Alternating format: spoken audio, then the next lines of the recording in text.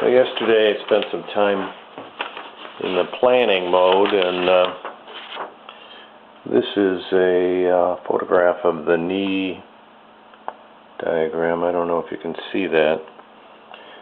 And so I blew it up, and to be honest with you,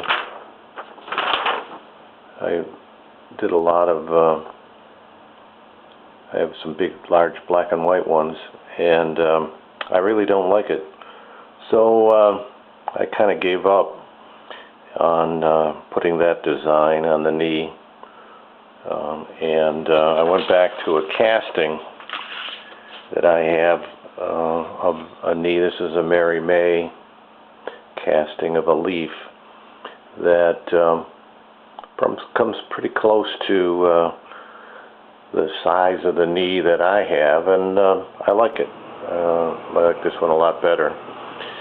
So I took a photograph of it and converted it to a PDF, and then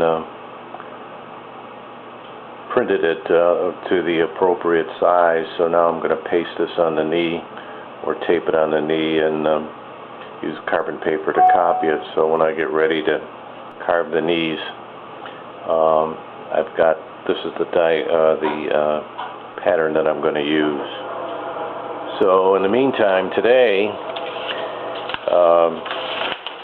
started to work on the apron of the table, and so I cut out milled some stock here, and cutting out some dovetails, laid out the dovetails, and so I'm sawing through these are tails, and I'm doing them two at a time.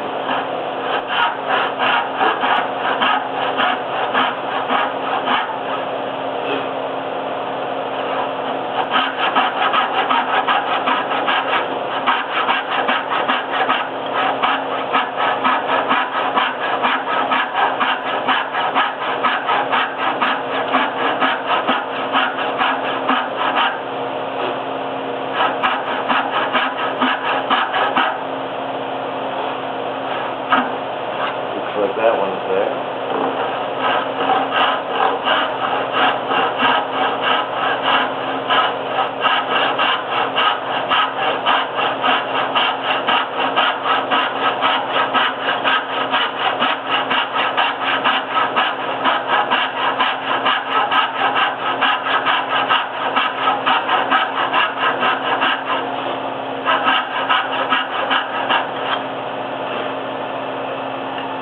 It's pretty good.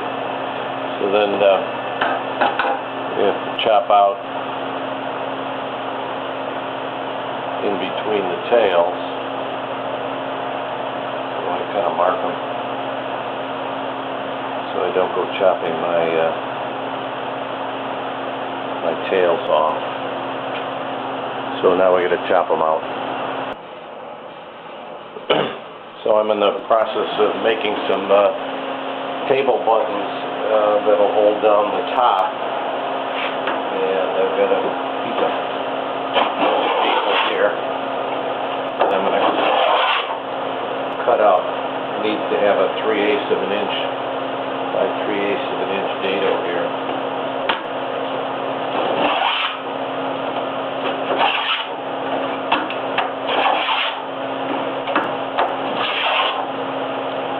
My Philister plane, and so we'll be ready in a minute.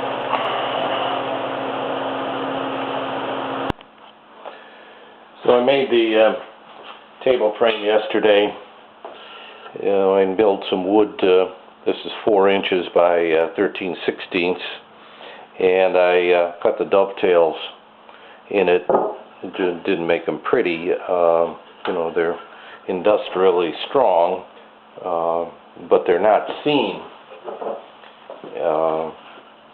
The turret covers the corner, and then I've got to cut out a 3/16 of an inch here on the corners, so that the tenon from the leg fits in there, and then I have to put a groove in the inside all the way around so that I can use these table buttons that I just made. You put a screw up through them into the underside of the table, and that holds it on and allows it to move, since it's going to be one big slab of wood. So that's next, cut the groove.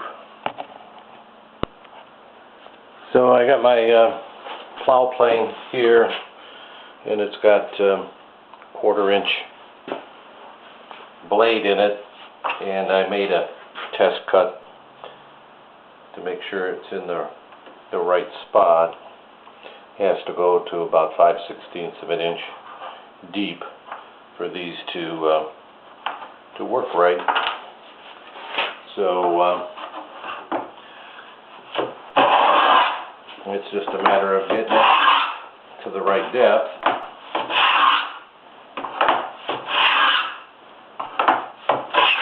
We got a little ways to go here. Now the groove is going clear through the dovetails, but again, since they're not showing, I'm not concerned about how pretty they are.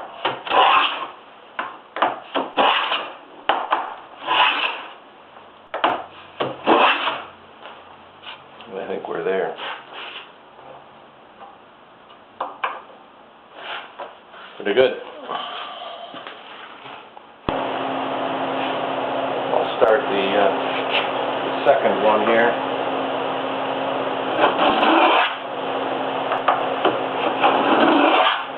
Just a matter of holding the fence tight up against the wood and letting the plane do its job.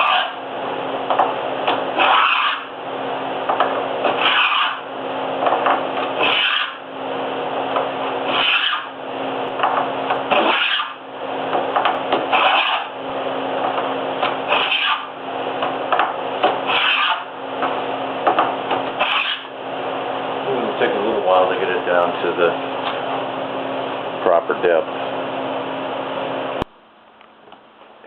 So now I'm going to glue up the frame. I heated up my old brown glue, which is hide glue, which you don't have to have a glue pot for. Got my tri-square, because we want to make it good and square, and I brush a couple clamps and we'll glue it up. Well, it's glued up and clamped, and I got my tri-square here, and we'll just check it for square all the way around, and seems nice and square. The bench is flat there, and the clamps add weight to it, so it should dry nice and flat and square. So now nothing much to do with that until it dries.